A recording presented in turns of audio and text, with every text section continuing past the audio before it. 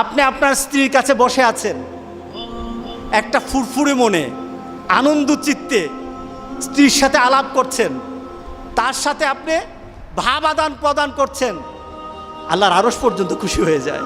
সুবহানাল্লাহ, আল্লাহর আরশ পর্যন্ত খুশি হয়ে যায়। যতক্ষণ পর্যন্ত আপনি এইভাবে আপনার স্ত্রীর সাথে কথা বলতে থাকেন, স্ত্রীর কাছে বসা থাকেন, আপনার আমলনামার মধ্যে সওয়াব লিখতে থাকে। রাসূল পাক সাল্লাল্লাহু আলাইহি সাল্লাম এই কথা বলার পর এক সাহাবী বললেন, ইয়া রাসূলুল্লাহ, স্ত্রীর সাথে একসাথে শুবো, একসাথে ঘুমাবো, একসাথে খাবো, একসাথে তাকে আদর করব, এটা কি সওয়াবের কাজ হতে পারে? রাসূল পাক সাল্লাল্লাহু আলাইহি সাল্লাম বললেন, আচ্ছা তোমার স্ত্রীকে না নিয়ে তুমি যদি আরেকজন স্ত্রীর কাছে বসে থাকো, আছে কি না? আছে কি না? মজাই লাগে, উনিও খাইবেন, রেডি থাকেন। তুমি অন্য কোনো স্ত্রীর পাশে বসে বসে ফিস ফিস ফিস ফিস করলা, মজাই লাগবে, তবে মনে রেখে দিও তোমার আমলনামার মধ্যে জেনার গুনাহ লেখা হবে।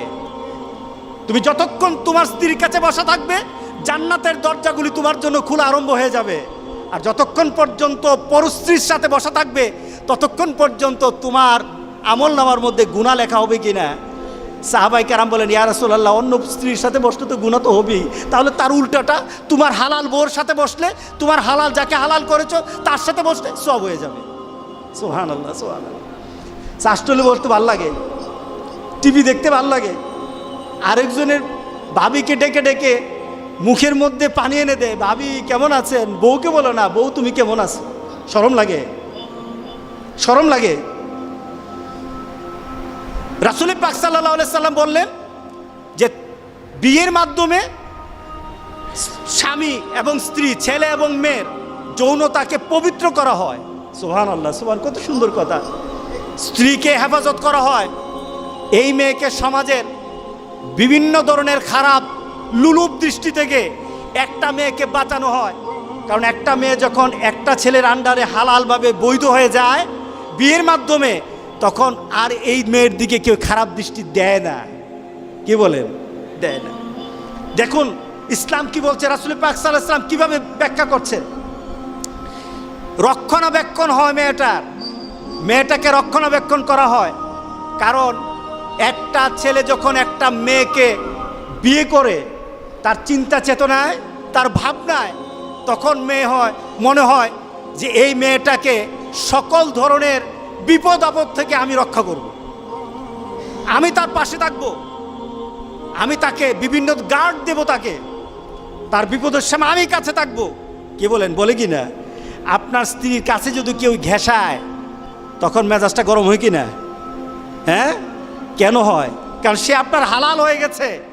রাসূল পাক সাল্লাল্লাহু আলাইহি সাল্লাম বললেন, কেউ যদি ঘেঁষতে চায় তোমার মেজাজ গরম হয়ে যায়, তার পিছনে কারণ হলো তুমি তার রক্ষক হয়ে গেছো। ইসলাম একটা মেয়েকে রক্ষণাবেক্ষণের সুযোগ করে দেয় বিয়ের মাধ্যমে। আর ওই মেয়ে যে স্টাইল করে বিয়ে করেছে, সন্তান প্রজননের গোটা পৃথিবী টিকে থাকবে যতক্ষণ পর্যন্ত আল্লাহ সুবহানাহু ওয়া তাআলা যে মানুষ সৃষ্টির পদ্ধতি বানিয়েছেন, পদ্ধতি সৃষ্টি করেছে, এটা চালু থাকবে ততদিন পর্যন্ত পৃথিবী সুন্দর হবে। আপনি ইউরোপ আমেরিকায় যান, বাচ্চা নাই, 40 বছর আগ পর্যন্ত তারা বাচ্চা কাচ্চা নেয় না। এটার পার্সেন্টেজ কত? 77%। 77%। আমি অনেক দিন আগে একটা ডাটা দেখেছিলাম, ইউরোপ আমেরিকার ছেলে মেয়েরা তারা 40 বছর 45 বছর পর্যন্ত তারা বিয়ে করবে না। মানে কি? বিয়ে করলে তো বাধা হয়ে যায়। তাদের ধারণা হলো, এক মহিলা আমার ভাগ্নিকে পড়ায় একটা ইংলিশ, আমি ওই সময় ম্যানচেস্টারে ছিলাম। তো ওই মহিলা আমার বান্ধবীকে বলছে তার 100টা ফ্রেন্ড আছে, 100টা ফ্রেন্ড। তো আমার ভাগ্নি মনে করেছে যে তার ফ্রেন্ডগুলি সবগুলি মেয়ে হবে। সে বলছে আমার 100টার মধ্যে 99টা হলো বয়ফ্রেন্ড, একটা হলো গার্লফ্রেন্ড। 99টা কি ফ্রেন্ড? বয়ফ্রেন্ড, আর একটা হলো গার্লফ্রেন্ড। কারণ তাদের কথা হলো বিয়ে আর বাচ্চা নেওয়ার মাধ্যমে আমাদের জীবনের যে একটা চাহিদা আছে, চাহিদাটা নষ্ট হয়ে যাবে। চাহিদাটা পূরণ করতে পারবো না। সুতরাং 100 ফ্রেন্ড কোন দিন কার কাছে যাবে এটাও তার তালিকা নাই। এটা হলো পশু থেকে আরো খারাপ। কি বলেন, ঠিক আছে কিনা বলেন? পশু থেকে আরো খারাপ। কিন্তু ইসলাম বলে কি? ইসলাম বলে যে তোমাদের একটা নির্দিষ্ট সময়সীমা, আমাদের সমাজে যেটা আছে 18 বছর, এটাও তো রাষ্ট্রীয় হতে পারে, কিন্তু ইসলাম কিন্তু বলে দিয়েছে যখনই কোনো ছেলে আর মেয়ের মাঝে অবাধে যৌনাচার এবং হারাম পথে চলে যাওয়ার কোনো ধরনের সিমটম তার মধ্যে দেখা যাবে, তখনই তাকে বিয়ে করে দাও, তখনই বাবার কর্তব্য তাকে বিয়ে দিয়ে দাও। এটা আমার ইসলাম বলেছে, এটা আমার আল্লাহ বলেছেন, এটা আমার রাসূলের বলা। সুতরাং যতক্ষণ পর্যন্ত এই পদ্ধতি চালু না হবে জেনা ব্যভিচার কমবে না, বাড়তেই থাকবে, বাড়তেই থাকবে, লিভ টুগেদার বাড়তে থাকবে। রাসূল পাক সাল্লাল্লাহু আলাইহি সাল্লাম থেকে যে আমাদের বিয়ের মাধ্যমে কি হয়, আমাদের প্রজন্ম সৃষ্টি হয়। আমাদের সমাজে প্রজন্মের এই সমাজও আছে, ওই সমাজও আছে। মুসলমানরাও বলে যদি বিয়ের মাধ্যমে সন্তান জন্ম নেয়, এই সন্তানগুলি হলো আখিরাতের পুঁজি। কোথাকার পুঁজি? আখিরাতের পুঁজি। একটা সঠিক পদ্ধতিতে সন্তানকে যখন বড় করা হয়, এগুলি হয় যে আখিরাতের পুঁজি। আর বিয়ে ছাড়া যে সন্তানগুলি হয়, আমাদের সমাজে সন্তানগুলির একটা নাম দিয়েছে, নামটা কি? হারামজাদা। কি বলেন, রাগ করতেছেন নাকি? কারণ কি? একটাই শুধু নীতি, শুধু বিয়ের পদ্ধতি নাই, একটা হয়ে গেছে জান্নাতের আশা।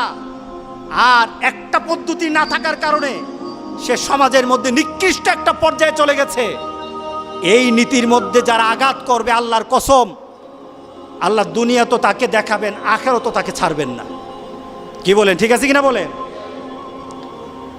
একটা সঠিক পদ্ধতিতে এই সমাজের মধ্যে মানুষ বৃদ্ধির একটা ব্যবস্থা হয়ে যায়। এরপরে কি হয়? রাসূল পাক সাল্লাল্লাহু আলাইহি সাল্লাম কাল হাসুরের দিনের সাহাবায়ে কেরামদের সাথে একটা গর্ব করতেছিলেন। সুবহানাল্লাহ, উম্মত নিয়ে গর্ব করতেছিলেন। কি গর্ব? রাসূল পাক সাল্লাল্লাহু আলাইহি সাল্লাম বলছিলেন কাল হাসুরের দিন উম্মতরা দাঁড়ানো থাকবে, নবীরা সামনে থাকবে, উম্মত দাঁড়ানো থাকবে। কোন উম্মত হবে, কোন নবীর পেছনে উম্মত হবে 50 জন, 1000 জন, লক্ষ জন, কোটি জন হবে। কিন্তু আমি মুহাম্মদ রাসূলুল্লাহ সাল্লাল্লাহু আলাইহি সাল্লাম যখন হাসরের ময়দানে দাঁড়ানো হবে, আমার পেছনে উম্মতের সংখ্যা হয়ে যাবে কোটি কোটি, উম্মতের সংখ্যা হয়ে যাবে, সবার থেকে আমার উম্মতের সংখ্যা বেশি হয়ে যাবে। আমি তখন সেটা আনন্দ বোধ করব, আমার মধ্যে আনন্দ লাগবে, আমার মধ্যে একটা সম্মান বোধ সৃষ্টি হবে। বিয়ের মাধ্যমে রাসূল পাক সাল্লাল্লাহু আলাইহি সাল্লামকে ওই আখিরাতের ময়দানে, হাসরের ময়দানে যারা বিয়ে করে হালালভাবে সন্তান জন্ম দেয়, তারা রাসূলের সম্মান বৃদ্ধির জন্য তারা ব্যবস্থা করে। জোরে বলেন সুবহানাল্লাহ। কারণ সেখানে যদি উম্মত বেশি হয়, সম্মানটা কার হবে? আমার রাসূলের হবে। কার হবে সম্মান? আমার রাসূল।